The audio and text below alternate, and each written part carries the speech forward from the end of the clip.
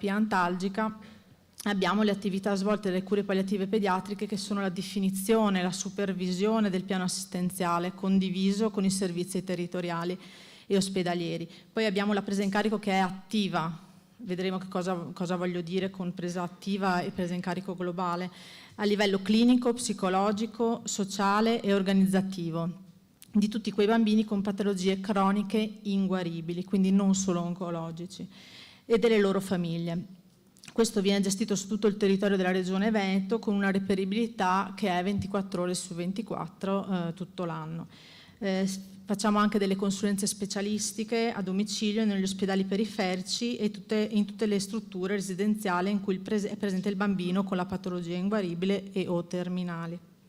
Quindi, come dire, i bisogni di cui ci occupiamo sono i bisogni clinici, psicologici, sociali, spirituali, e l'assistenza è un'assistenza specifica perché è adeguata all'età del bambino e assicurando così una vita quanto più normale possibile. In effetti, se pensiamo alla malattia in senso lato, non possiamo che pensare al significato fisico, psicologico e sociale e a quanto questi bisogni debbano essere filtrati in un unico approccio globale alla malattia. Le malattie che arrivano da noi in cure palliative pediatrico sono tutte malattie terribili dal punto di vista anche emozionale, sono tutte riconducibili a quella che è la malattia inguaribile. Scusate, torno su. Quindi non abbiamo solo gli oncologici, abbiamo solo anche patologie metaboliche, SMA, neurodegenerative, sindromi croniche, infezioni neonatali, ma anche cardiopatie e via dicendo. Quindi la fase di progressione della malattia è quella fase che costringe a confrontarsi con il fallimento e con il cambiamento di obiettivo, cioè si passa da un'ottica di guarire ad ogni costo, si passa all'arrendersi ad una malattia che purtroppo è il sopravvento sulle possibilità di sopravvivenza e come dire, si dà quindi la massima attenzione a quella che è la qualità di vita ma anche di morte del bambino.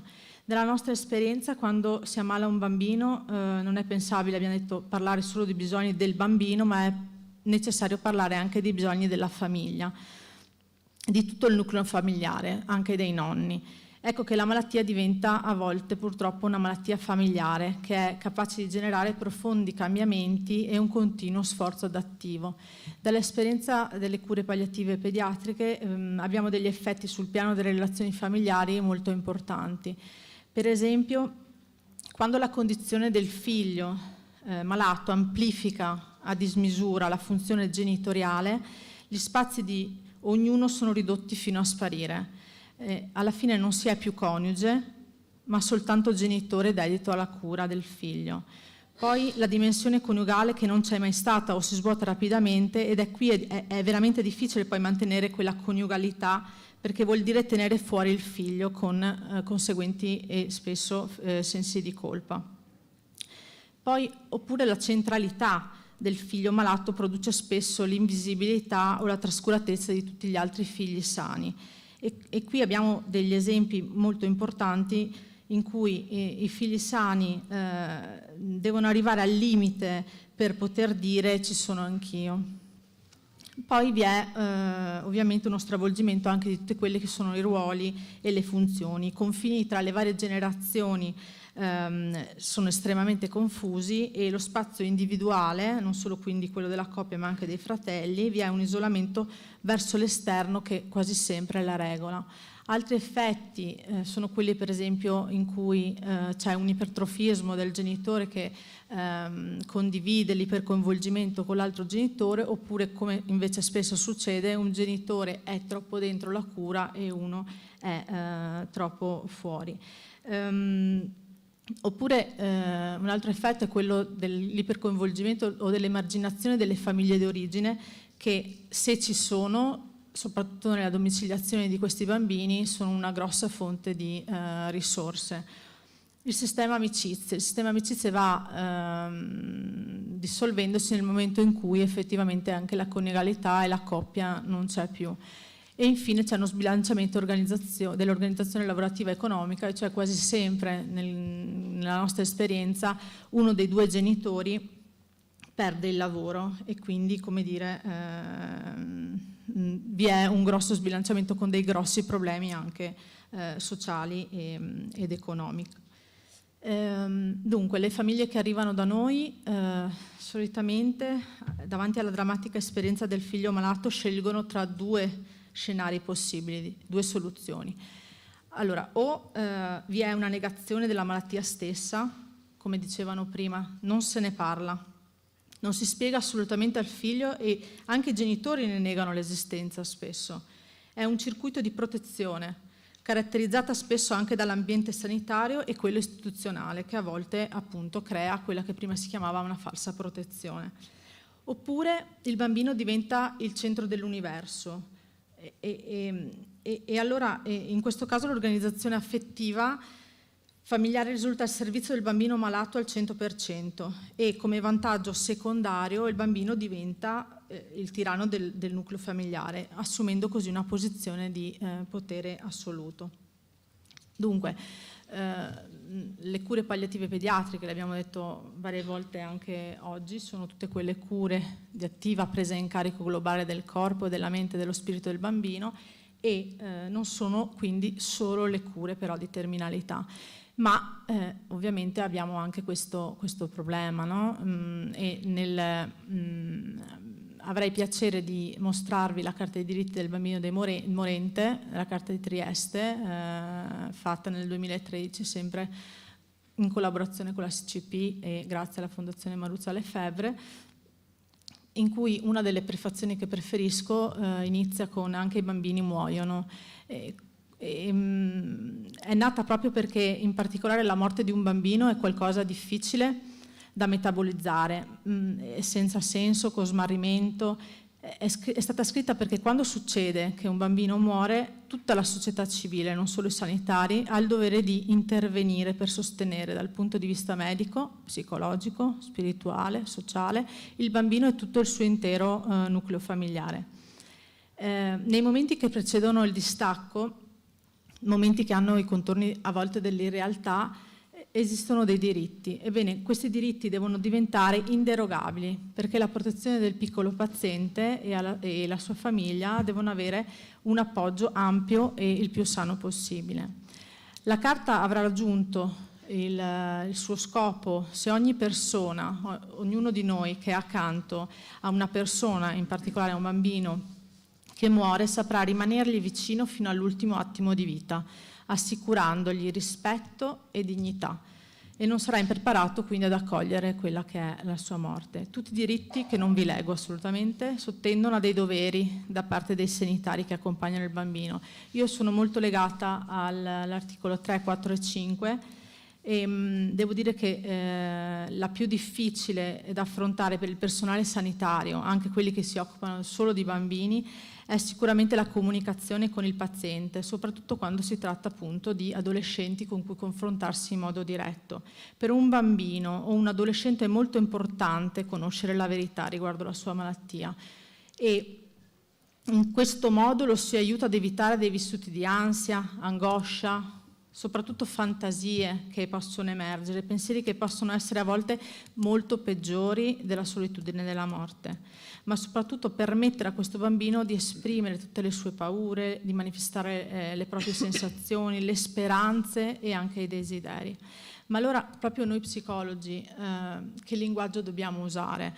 Ecco, prima qualcuno ha parlato di essere creativi, io aggiungo anche essere molto curiosi, entrare nel linguaggio del bambino, sedersi per terra con lui, sdraiarsi. Un maestro della psicoterapia sistemica relazionale, io l'ho visto sdraiarsi per terra Andolfi, si sdraiano e giocano col bambino e hanno quella creatività e quella curiosità che è tale e serve per poter entrare in relazione con loro, per cercare quei momenti in cui solo loro possono dirti che cosa è meglio per loro e che cosa fare.